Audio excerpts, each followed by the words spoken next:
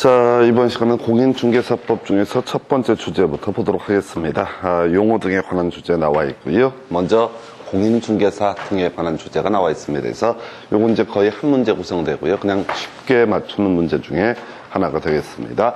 자, 공인중개사의 기본 정의, 취득한 자, 이게 이제 키워드가 되겠고, 출제 쟁점은 이 법이라고 하는 것을 쟁점을 삼게 됩니다. 그래서 이 법에 의해서 공인중개사 자격을 취득한 자, 이 사람을 공인중개사라고 부르게 될 것이고, 우리 문제 구성할 때는 이제 외국법에 따라서 자격을 취득한 사람, 이 사람도 자꾸 던져놓게 되어 있어 이 법, 바로 공인중개사법에 따라서 자격을 취득했을 때 이 사람을 공인중개사라고 부르게 됩니다. 그래서 뒤에서 보시겠지만 이 법에서는 공인중개사 자격 시험 시행 등에 관해서 규정을 하고 있고요. 자, 구별 개념으로서 논의할 것이 개업 공인중개사라고 해서 키워드 개설 등록을 한 자, 이렇게만 가셔야 돼서 개설 등록을 한 자, 이 사람을 뭐라 부른다? 바로 개업 공인중개사라고 정의를 하게 됩니다. 그래서 자, 이 개설 등록이라고 하는 거 두 가지 방식이 있어요. 그래서 공인중개사가 등록관청 시군구청장한테 공인중개사가 개설 등록을 일정한 요건을 갖춰서 개설 등록을 해도 이 사람을 개업 공인중개사라고 부를 테고, 법인이라고 하는 것이 일정한 요건을 갖춰서 개설 등록을 하게 되면 이 사람도 뭐가 된다? 바로 개업 공인중개사. 그래서 개업 공인중개사는 경우의 수가 두 가지입니다. 개인인 경우도 있을 테고 법인인 경우도 있다. 어쨌든 시험용으로 이슈가 되는 것은 개설 등록을 한 자, 이 사람을 바로 개업 공인중개사라고 해서 중개업소 사장님을 생각하시면 좋겠습니다. 그래서 개설 등록을 한 자, 이것만 기억하셔야 돼.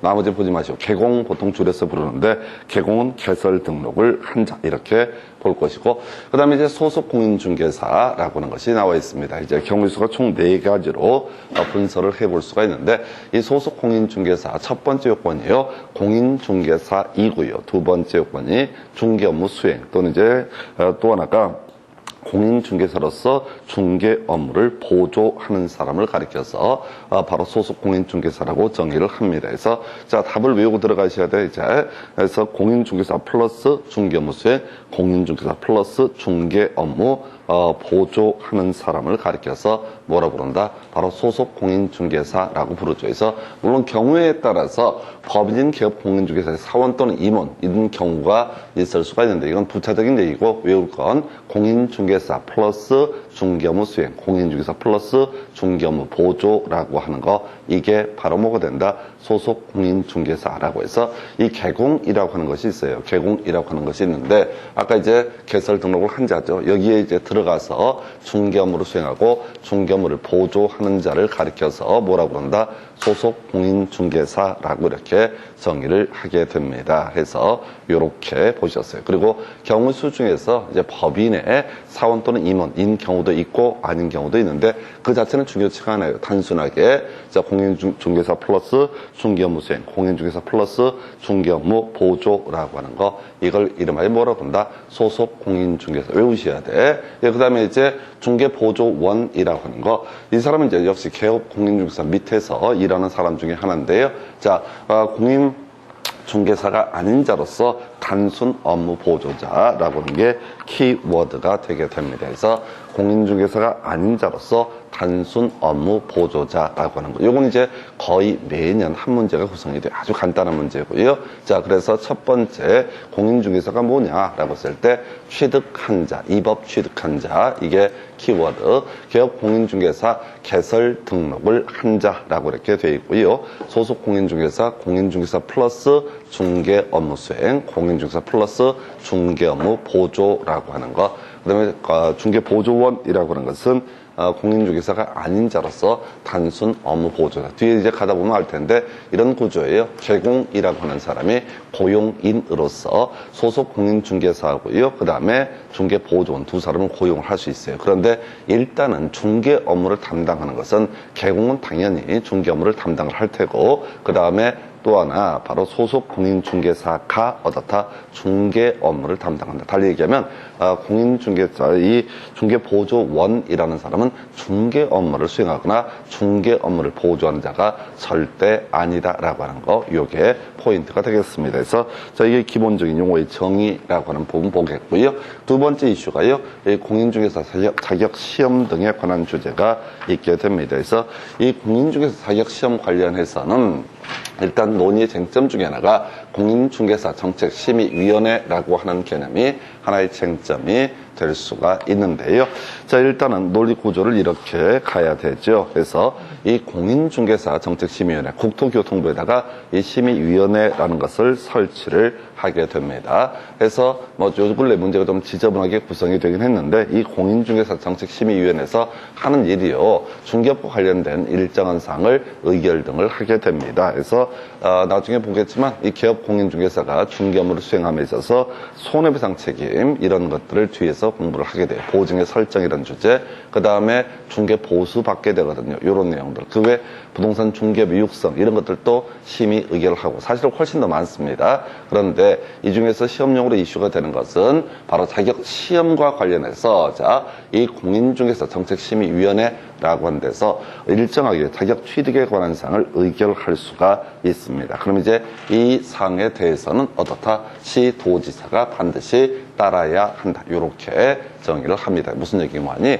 이 시도지사가 뭐 하는 사람이냐면, 공인중개사 자격시험의 시험 시행기관의 장이 되는 사람이 되겠고요. 자, 그래서 시험은 누가 시행한다? 바로 시도지사가 시험 시행기관의 장이 되게 됩니다. 자, 근데 말이죠, 예외적으로 국토부 장관이 시험을 먼저 직접 시행을 하고 싶다라고 하게 되면 공인중개사 정책심의위원회라고 하는 것에 의결을 미리 거치면 이때는 누가 시험 시행기관의 장이 될 수도 있다? 국토교통부 장관이 될 수도 있다. 같이 묶어서 이제 기억을 해야 될 게, 이 공인중개사 정책심의위원회 의결사항이 많다고요. 근데 이게 시도지사와 연계가 돼 있는 것은 뭐라? 바로 자격 취득에 관한 사항만 관련이 되어 있고, 중개보수나 중개비 육성이라든가 손해배상 책임 보장 이런 것들하고 시도지사는 직접적으로 연결되어 있지 않기 때문에 요거 하나 쟁점이 되게 됩니다. 그래서 자격 취득에 관한 사항에 대해서는 의결이 있으면 시도지사가 따라야 된다 해서, 자, 그럼 스토리를 이제 간단하게 보셔야 돼요. 지금 국토교통부 장관은 이 공인중개사법 영역에서 거의 나올 일이 별로 없어요. 지금 이제 제일 처음에 출연하게 되는 것이 공인중개사 정책심의위원회를 설치한다, 요 주제와 관련하고요. 나중에 거래정보사업자, 그리고 또 하나 이슈가 되는 게 협회, 이렇게 크게 세 가지가 바로 국토부 장관과 연계가 됩니다. 머릿속으로 미리 외워두셔야 돼. 국토부 장관이 하는 일 몇 개 없습니다. 공인중개사 정책심의위원회 딱 한번 출연하고요.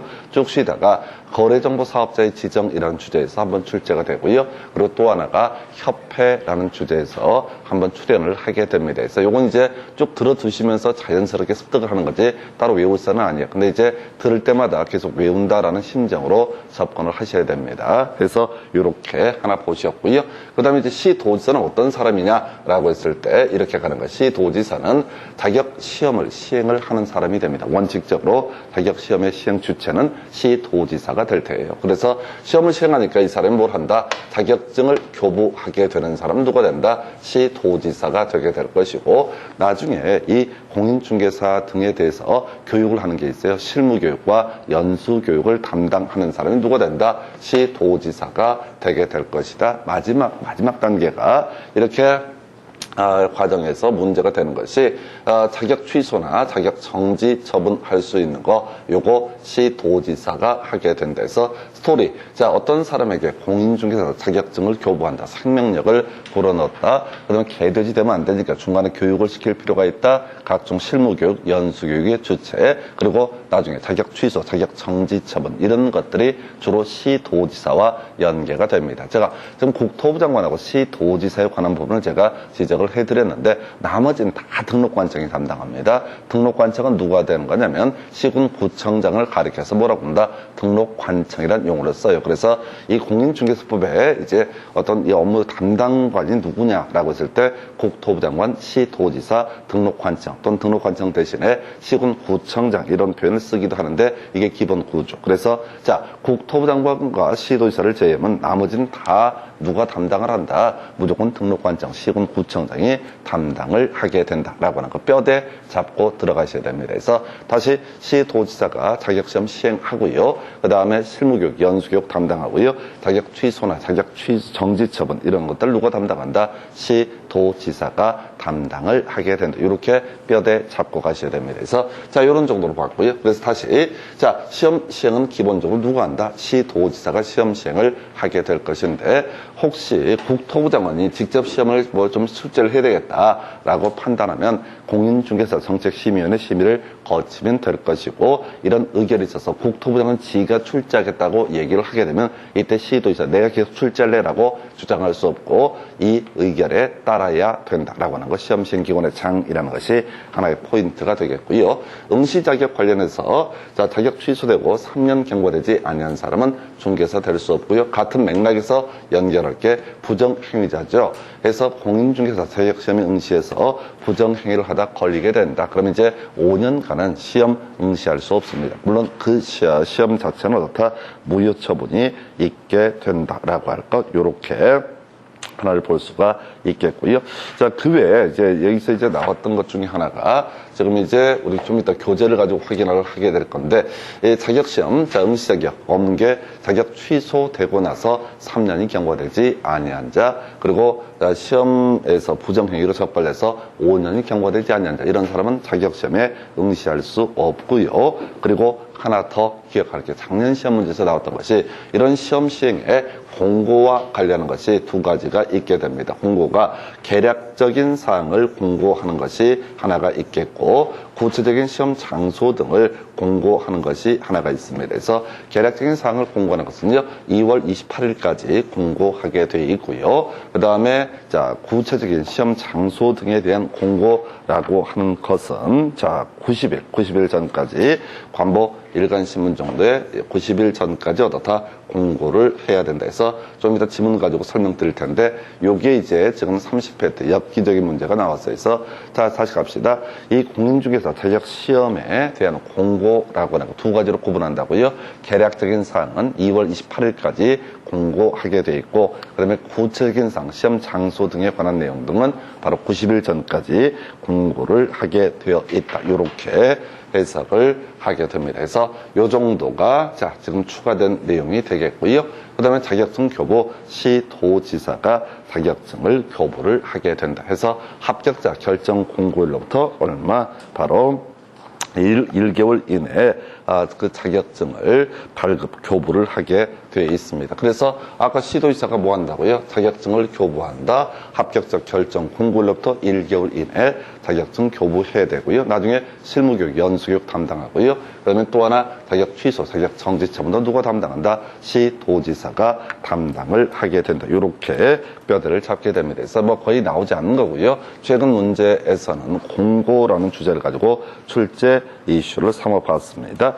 자, 그 다음에 이제 이렇게 자격증 교부가 있게 되면 이 공인중개사의 의무라고 하는 거, 예, 자격증 양도 양수 금지가 되게 됩니다. 자격증의 대여 금지되게 됩니다. 그래서 자, 이게 이제 세 가지 정도로 표현을 하게 돼요. 그래서 공인중개사가 다른 사람에게 자기의 성명을 사용해서 중개 업무를 하게 하는 행위 금지가 되고요. 또 하나 다른 사람에게 자격증을 양도하거나 대여하는 행위 금지가 되게 됩니다. 그래서 이 공인중개사 자격증에는요 성명이 표시가 되거든요. 그래서 자격증 자체 양도 대여 금지가 되고 자, 이 성명, 자신의 성명을 사용해서 중개업을 하게 하는 행위 요것도 다 금지가 되게 된다. 그럼 거꾸로 양도가 금지가 된다는 얘기는 이걸 이제 양수받거나 대여를 받는 것도 다 금지가 되게 된다. 이렇게 정의를 합니다. 그래서 뭐 간단한 주제 한번 출제가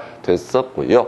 자, 이게 나중에 이제 보시기에 자격 취소 사유는 나중에 공부할 텐데, 요거 자격증 불법적으로 양도양수하다 걸리면 자격 취소 사유, 요 자체는 나중에 따로 공부할 거야. 그 다음에 이제 행정형벌이라고 하는 것이 있게 되는데, 이게 지금 이제 1년 1천이라고 돼 있어요. 1년 1천. 자, 요거 바로 좀 이따 확인해 드리겠고요.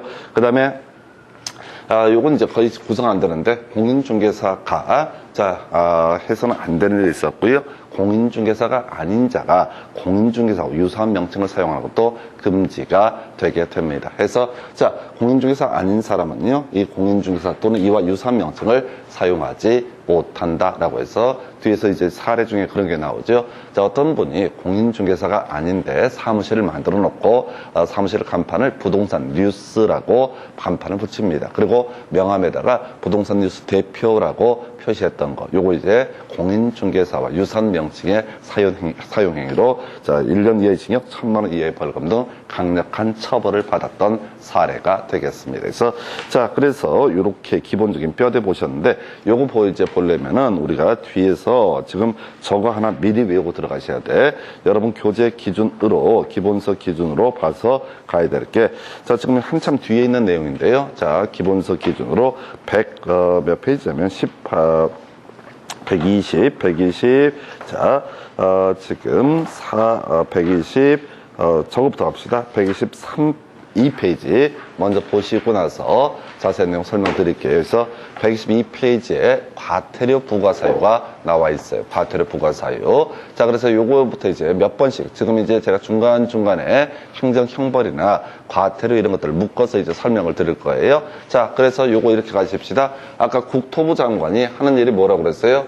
공인중개사 정책심의위원회라고 하는 것이 있었고, 기본서 기준으로 122페이지요. 과태료 처분이라고 하는 것이 있어요. 그래서 그 내용 다 외우려고 하지 말고 뼈대부터 외워야 돼. 이건 지금 제가 한 번씩 가볍게 1분씩만 터치 하면서 전체 순환 돌릴 때 한 30번 돌리면은 저절로 다 외워지게 돼요. 그래서 이 그림을 외우라고, 국토부 장관이 주로 하는 게 뭐가 있다고 그랬어요?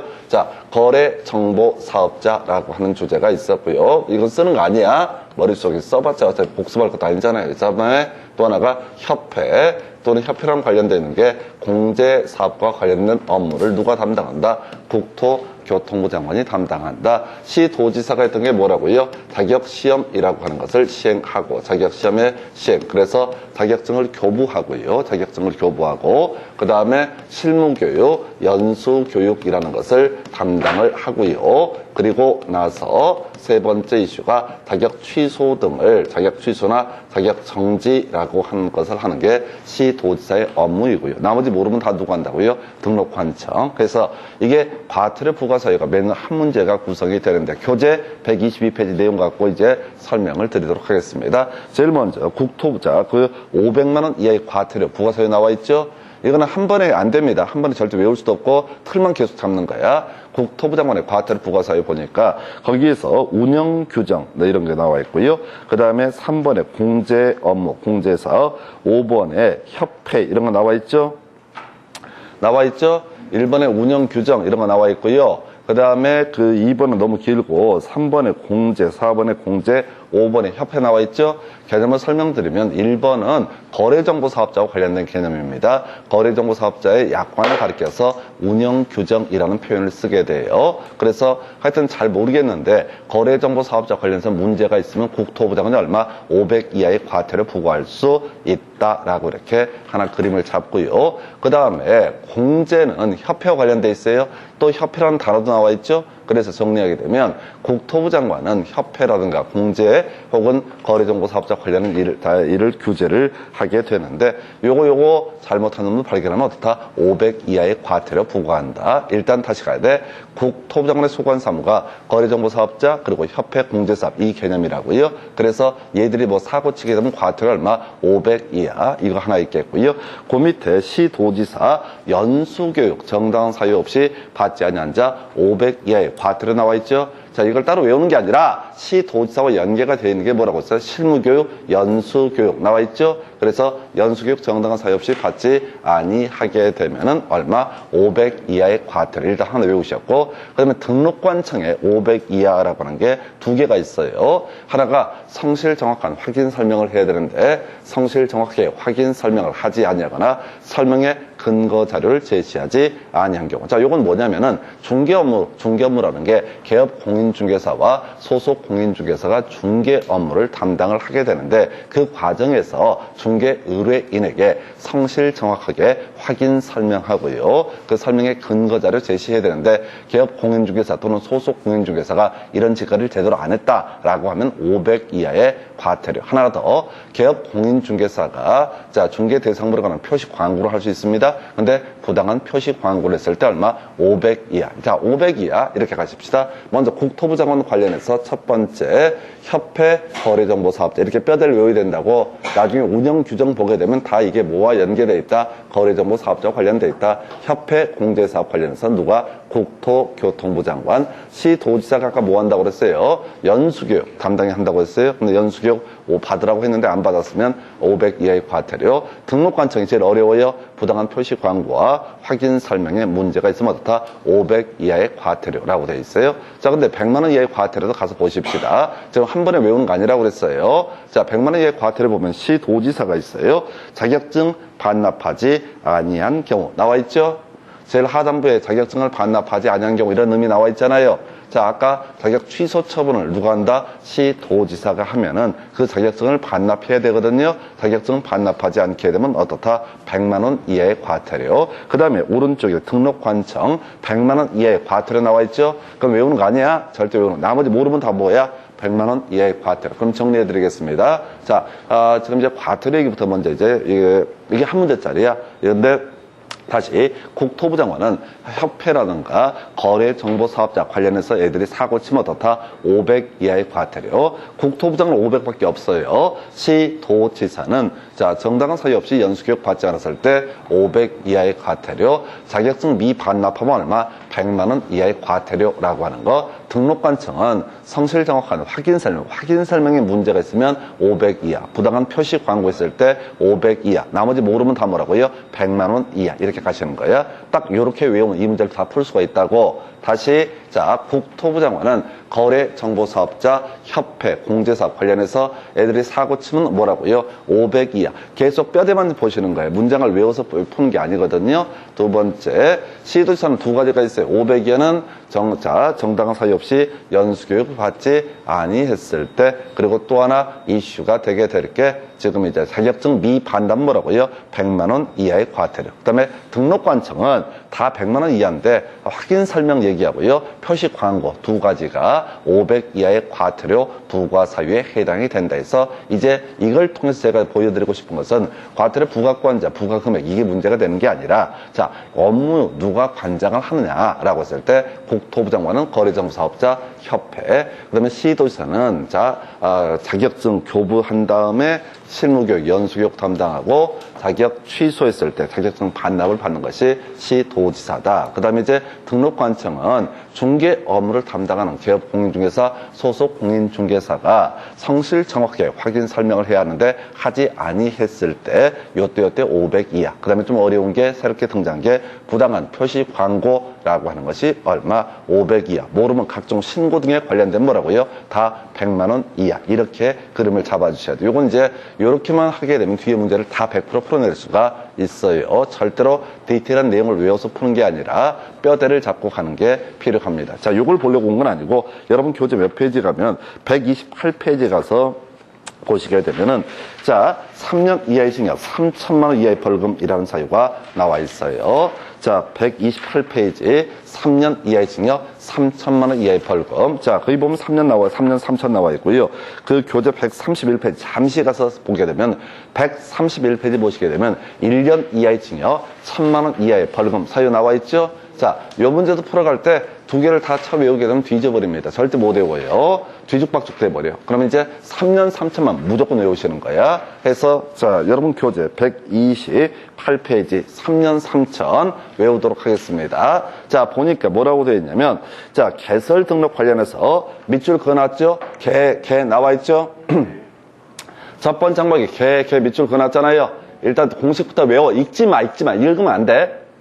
외울 거니까 이게 내용을 파악하면 못 외워요. 그래서 일단 공식을 먼저 외워야 돼. 개 나와 있어요. 개 해서 나와 있고, 두 번째 다른 법률상 금지 행위 등에서 직접 거래 직 나와 있죠. 쌍방대례 쌍 나와 있죠. 그 다음에 겁나 길게 돼 있는데 증서 등에 증 나와 있죠. 그 다음에 투기 조장 행위 엄청 길잖아요. 끄트머리 투기를 조장한 자 나와 있잖아요. 해서 개개 직상 증투까지 외우셨어. 그 다음에 자, 그 교란 행위라고 해서 자, 1번은 나오지 않을 텐데 겁나 긴 거 시 나와 있죠. 시 나와 있죠. 두 번째도 시 나와 있죠. 그 다음에 세 번째 보니까 단 나와 있죠. 단체 구성 이런 거 나와 있고요. 그 다음에 4번, 5번, 6번 등을 보게 되면 방자 나와 있죠.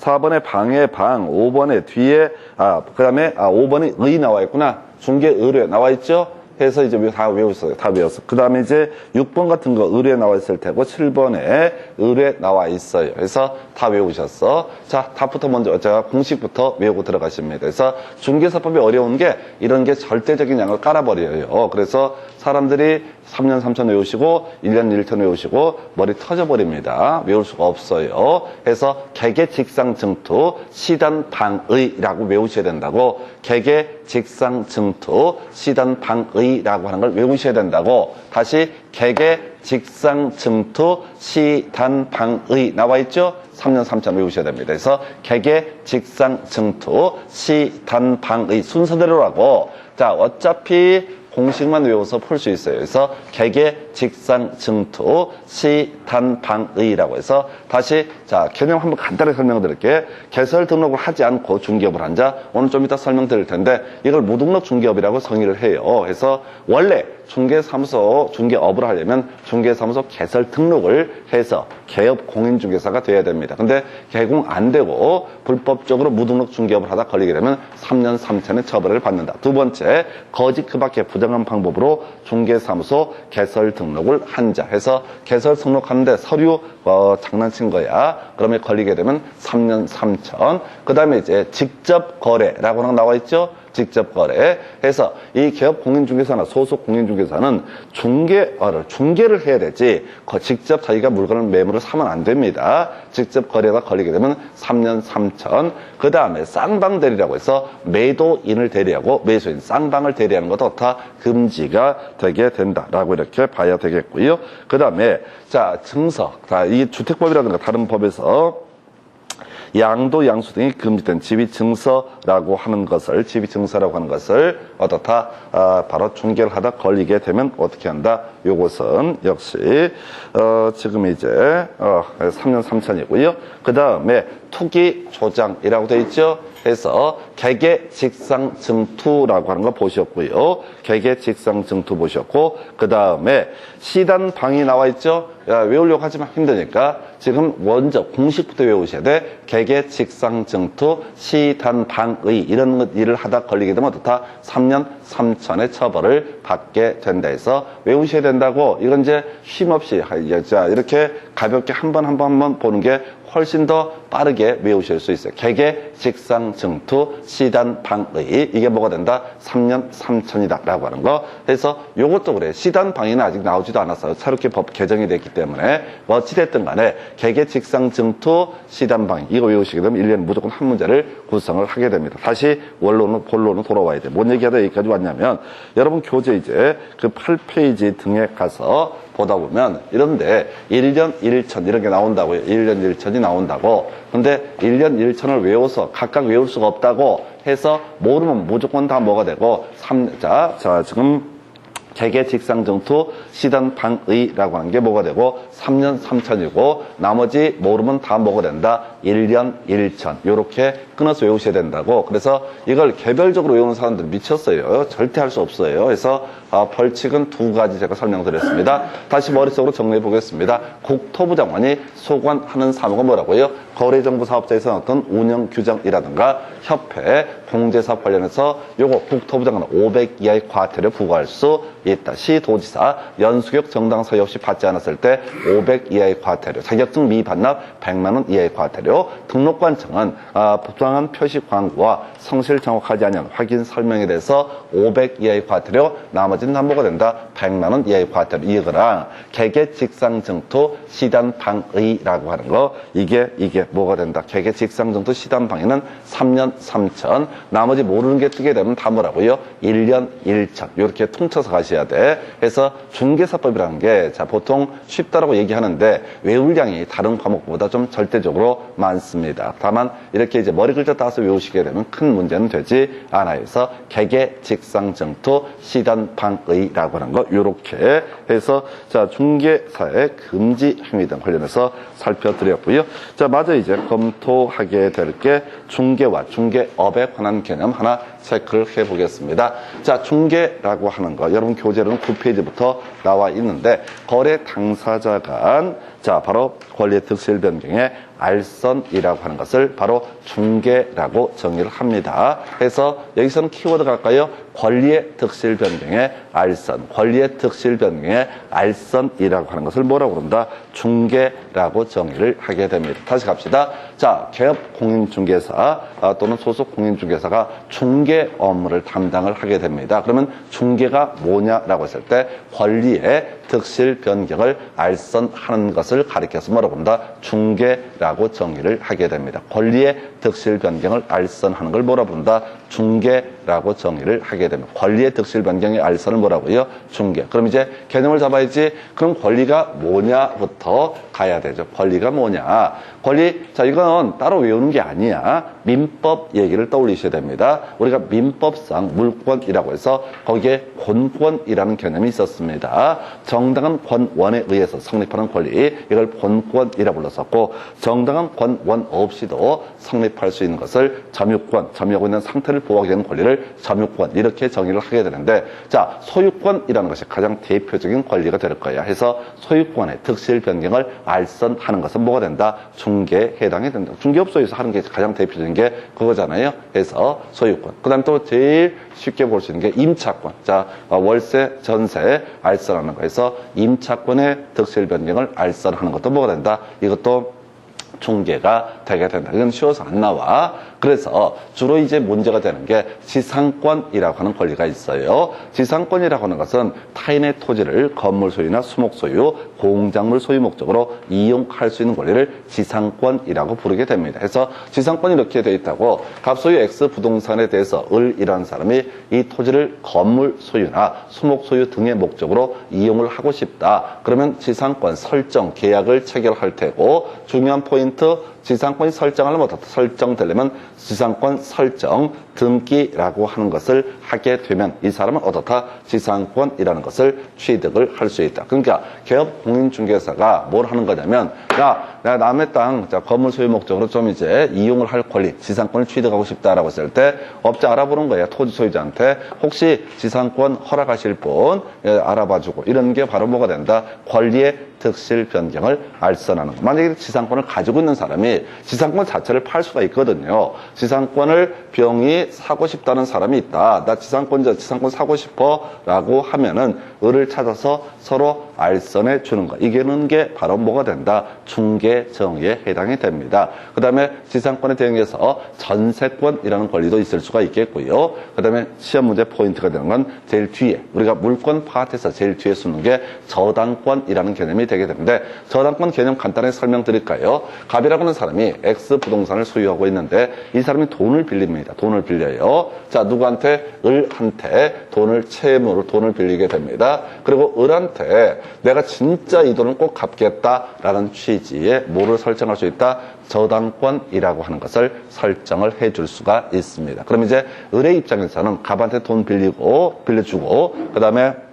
갑이 채무를 변제하지 않게 되면 이 저당권이라고 하는 권리를 가지고 경매를 붙여서 팔아가지고 뭘 할 수 있다? 자신의 채권을 변제받는 것을 저당권이라고 부르게 됩니다. 그래서 저당권의 설정을 알선하는 것도 뭐가 된다? 바로 중개에 해당이 되게 된다. 그래서 실무적으로 대단히 많은 게 저당권 설정의 알선이라는 개념이 되게 됩니다. 왜? 집 사고 팔 때 은행하고 연계해가지고 뭘 해줘요? 바로 자 대출 받을 수 있게 알선해 주는 거.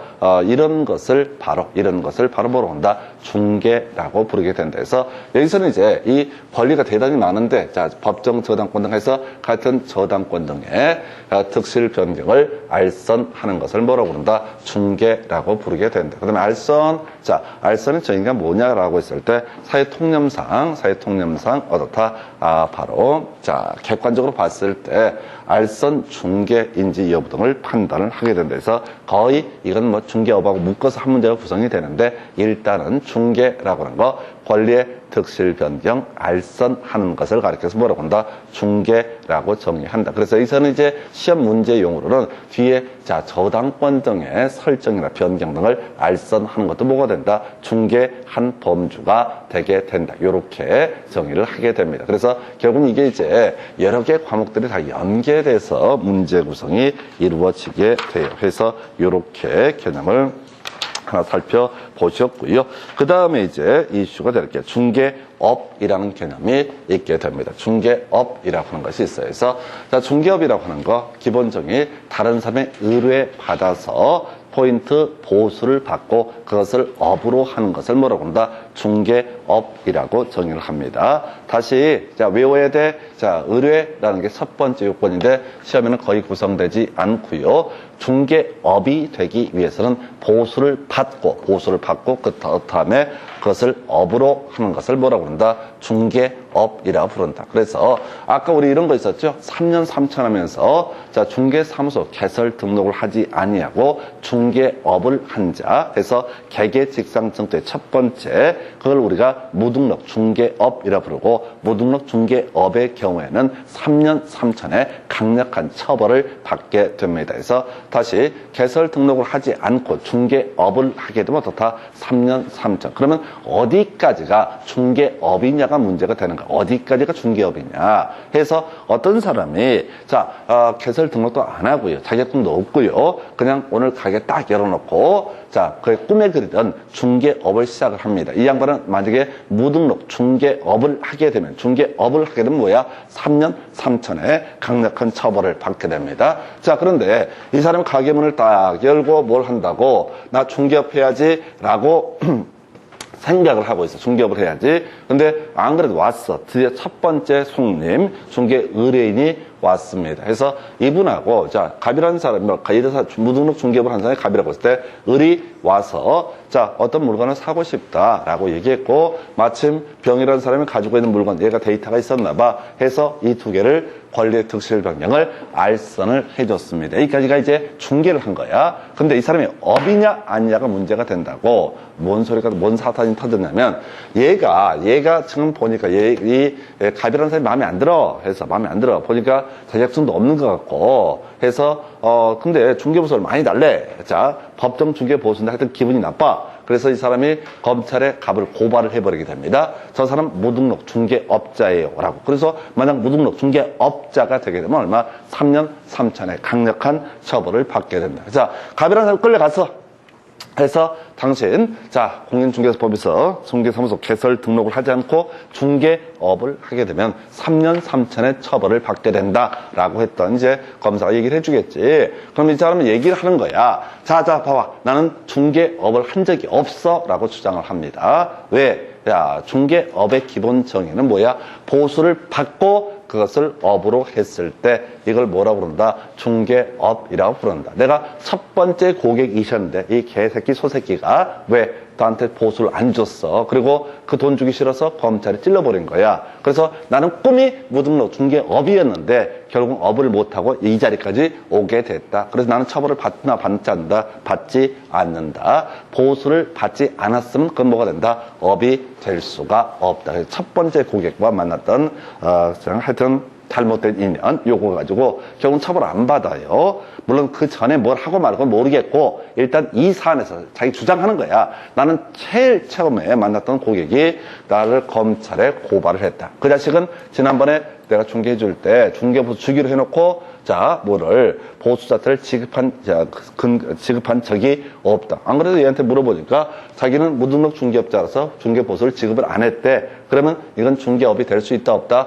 없다. 중개업이 될 수 없으니까 무등록 중개업도 될 수가 없다. 그래서 자, 일단 포인트 보수 받아야지 어떻다? 중개업이 되게 된다. 보수 받아야 어떻다? 중개업이 되게 된다. 보수를 받아야 어떻다? 아니 머릿속에서 생각을 해. 자꾸 뭐 교재를 표시한다고 되는 게 아니라 돈 받아야 어떻다? 중개업이 된다. 이게 이제 하나의 이슈가 될 테고 두 번째 이슈가 되는 것이 이런 얘기가 있었죠. 자, 중개업과 관련해서 자, 지금 보게 되면은 업으로 했을 때 이게 뭐가 된다? 중개업이 되게 된다 해서 자, 이건 이렇게 얘기를 하게 되죠. 자, 시골에 옛날에 지금은 이제 다 많이 달라졌지만 중개업자 이런 게 없어. 공인중개사도 없었고 시골에. 자, 그런데 옛날에 시골에서 마을 이장한테 자기 논을 좀 팔아달라고 어떻게 한다? 의뢰를 하게 됩니다. 그래서 그러면 연결이 좀 얼마 줄래요? 해서 30만 원 줄게요 라고 해서 이장님께서 여기저기 알아봐가지고 이 땅을 사겠다는 사람을 드디어 알선을 해주게 됩니다. 그게 바로 권리 특실 변경을 알선하는 것, 중개에 해당이 되게 됩니다. 그래서 그래서 팔고 나서 30만 원 주는 게 너무 아까운 거야. 그래서 이 양반이 또 공인중개사법을 보니까 무등록 중개업자는 어떻게 한다? 무등록 중개업자 3년 이하의 징역 3천만 원 이하의 벌금에 처해지게 된다. 이걸 이제 법조문을 본 거야. 그래서 이장님한테 돈은 30만 원 입금을 해. 왜? 기본 판례에서 문제가 됐거든. 돈을 주지 않으면 어떻다? 중개업이 아니라고 그랬으니까 처벌을 확실히 하려고 30만 원 통장에 입금해. 그리고 입금하고 바로 검찰에 전화를 해. 내가 오늘 무등록 중개업자하고 거래를 했는데 이 무등록 중개업자한테 지금 이제 돈도 입금했다. 그러니까 업이 맞다. 그러면서 어떻게 해라? 얘를 깜빵으로 좀 데려갔으면 좋겠다라고 주장한 사안에서 이건 우연히 1회 이렇게 한 것이기 때문에 보수를 받았다라고 할지라도 좋다. 이것은 중개업이 될 수 없다. 그래서 3년 3천의 처벌을 받지 않고 마을 이장님이 계속해서 그 마을에서 살았다는 얘기 다시 갑시다. 첫 번째, 무등록 중개업이라는 얘기부터 시작을 해야 돼. 무등록 중개업은 3년 3천의 처벌을 받게 된다. 여기서부터 시작이 되게 되는데 문제는 중개업이 되기 위해서는 첫 번째 요건이 뭐가 된다? 보수를 받아야 된다. 보수를 받지 않으면 어떻다? 중개업이 아니다라고 하는 거. 이게 첫 번째 이슈가 되게 될 테고요. 두 번째 이슈가 되게 되는 게 보수를 받으면 다 중개업이냐라고 했을 때 그게 아니라 우연히 단 1회 이렇게 중개를 한 행위는 이건 설령 보수를 받았다 할지라도 이건 무등록 중개업에 해당하지 않는다. 이렇게 정리를 합니다. 다시 외워야 된다고. 보수 받아야지 일단 중개업이 될 수가 있고 두 번째 보수 받았다고 해서 다 중개업이 되는 게 아니라 우연히 1회 들어가면 어떻다? 이때는 중개업이 아니다라고 하는 거. 그래서 이 두 가지 요건을 모두 갖추고 등록을 안 하다 걸렸을 때 3년 3천의 처벌을 받게 된다. 해서 일단 뼈대 잡으셨고요. 자, 그러면 이제 이렇게 봐야지. 자, 거래 당사자들로부터 중개보수를 현실적으로 받지는 아니하고 중개보수를 받을 것을 약속, 요구하는데 그친 경우 어떻다? 중개업이 아니다라고 하는 거. 그래서 아까 무등록 중개업을 꿈꿨던 사람이 중개를 해주고 나서 중개 의뢰인이 돈을 안 주니 계속 전화를 한 거야. 그러니까 돈을 달라. 그래서 뭐 언제까지 주겠다 이런 얘기를 했다고 해서 실제 지불이 되지 않으면 어떻다? 중개업이 아니다. 자, 그럼 돈 받았다고 했을 때 이게 업이냐 아니냐라고 했을 때 외울 게 뭐야?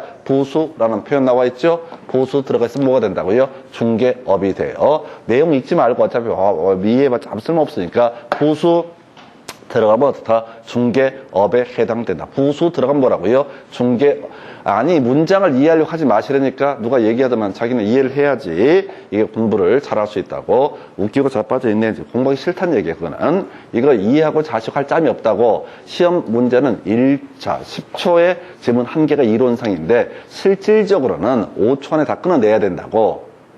아니 그 이상 읽어버리면 얘기가 딴 데로 새버린다고. 꿈나러 가서 안드로메다에 빠져가지고 이게 무슨 얘기인지 모른다고. 외워야 돼. 부수라고 하는 표현이 뭐라고? 부수라는 표현이 뭐예요? 중개업에 해당된다. 우연히 1회, 이건 어떻다? 중개업이 아니다. 관련한 쟁점 마저 정리해 드리겠습니다. 자, 작년에 이 문제가 출제가 됐는데, 자, 무등록 중개업자에 의해서, 만약 중개가 이루어졌다 하십시다. 자, 갑이라고 하는 무등록 중개업자와 을과 병 사이, 병과 을 사이에 어떤 권리 특실 변경을 알선하고 보수를 받았고, 이 사람은 두 번씩이나, 한 번이 아니라 두 번, 세 번, 네 번 이렇게 해서 이분이 드디어 무등록 중개업자가 되게 됩니다. 그 어렵다는 무등록 중개업자가 되게 돼. 그래서 드디어 이 사람한테는 3년 이하의 징역 3천만 원의 처벌을 받을 기회가 부여가 돼. 자격이 된 거야. 근데 이제 이 관련 쟁점으로서, 그러면 이제 무등록 중개업자가 중개했을 때 이 을과 병 사이에 이 계약이라고 하는 것은 유효냐 무효냐, 그냥 그 자체로 유효합니다. 아무 상관이 없어.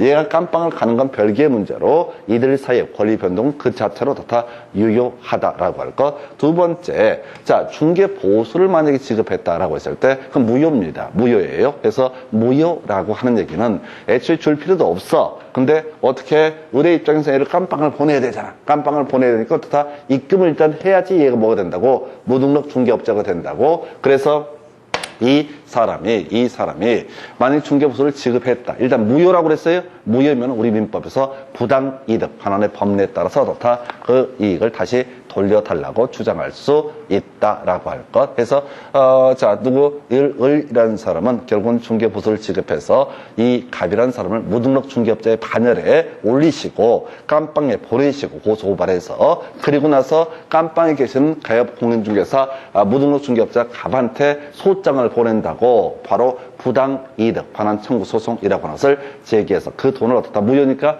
당연히 법원에서는 돌려주라고 얘기를 하게 된다. 그 다음에 3년 3천의 행정형벌 받죠? 이거 처음 외우면 안 돼. 자, 개별적으로 다시 개개 직상 증투 시단 방의라고 하는 거 들어가면 어떻다? 3년 3천의 처벌 사유가 되게 된다. 그리고 요즘에 자꾸 이슈가 됐던 게 뭐냐면은 이 을이라는 사람이 무등록 중개업자한테 중개를 의뢰했을 때 이게 이 사람 처벌되느냐 안 되느냐라고 했을 때 처벌받지 않습니다. 당연히 이 사람이 무등록 중개업자인지 아닌지 알 게 뭐야. 그냥 동네 복잡하게 있으니까 거기다 중개를 의뢰했는데 이 사람을 처벌하는 것은 아니다. 다시 가겠습니다.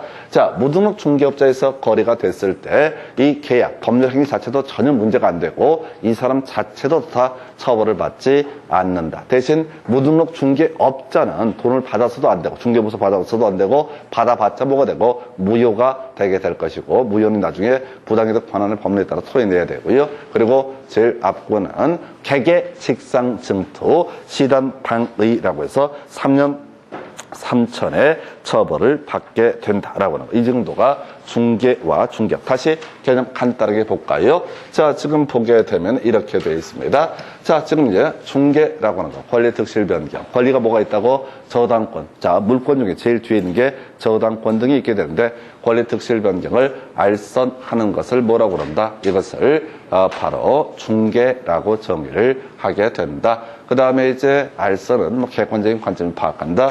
자, 중개업이라고 하는 거. 자, 다 긴데 다 필요 없고 빼버리고 보수 받고 이것을 어떻다? 업으로 하는 것을 뭐라 부른다? 중개업이라고 부르게 된다. 보수 받고 업으로 하는 것을 중개업이라고 부르게 된다. 그리고 나서 보수를 받지 못했다 그러면 결국은 중개업이 아니다. 업이 아니다. 업이냐 아니냐를 따져볼 때 우리 시험용으로 접근할 때 부수라는 표현 들어가면 어떻다? 이것은 중개업이 되게 된다. 보수를 받는 것도 중개업이었고 부수라고 하는 것도 어떻다? 중개업에 해당이 되게 된다라고 할 것. 그리고 나서 자, 그다음에 요 잡단 얘기로서 아까 이장님한테 지금 이제 중개보수 30만 원 줬던 그 약정은 그 자체로 과하지 않았을 때 유효하다 이렇게 돼 있었고요. 자, 요즘에 이슈 무등록 중개업자 3년 3천의 처벌 등을 받게 된다. 요건 별개의 문제로 자, 무등록 중개업자와 거래를 했던 중개 의뢰인들 이 사람들 간의 법률행위라든가 이 사람들에 대한 처벌 등은 전혀 우리 공인중개사법에서 규정을 하고 있지 않다. 무등록 중개업자를 처벌하는 게 포인트지 이 뭐 중개를 의뢰한 사람을 처벌할 수는 없을 것이다. 요 정도로 보셨고요. 자, 잠시 끊었다가 여기까지 지문 한번 체크하고 바로 이어서 중개 대상물까지 설명을 드리겠습니다.